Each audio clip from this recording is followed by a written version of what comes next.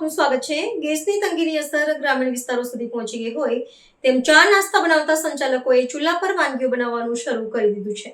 સરકાર દ્વારા gas cylinder શહેરી વિસ્તાર માટે 25 જ્યારે ગ્રામીણ વિસ્તાર માટે 45 દિવસનો તફાવત જાહેર કર્યો છે।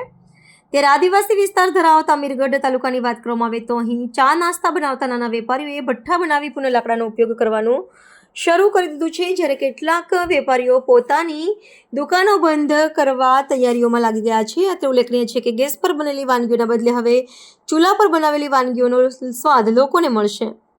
બાટલા અમને નિયમ અનુસાર મળતા નથી, એના કારણે અમારે ધંધા બંધ કરાવવાના દિવસ આવી ગયા છે। એટલે અમે જૂની પરંપરા રીતે જો ચૂલા ઉપર બનાવતા હતા એ રીતે અમે ફરીથી શરૂઆત કરી છે। અને મેં લાકડાનો મોટો ભઠ્ઠો લાવ્યો છે, એને કંકુ તિલક કરીને અમે નવી શરૂઆત કરી છે અત્યારે। तो व्हाट्सएप, ट्विटर, फेसबुक, इंस्टा जहाँ भी आपका अकाउंट है, इसे शेयर बटन के द्वारा वहाँ पर शेयर करें।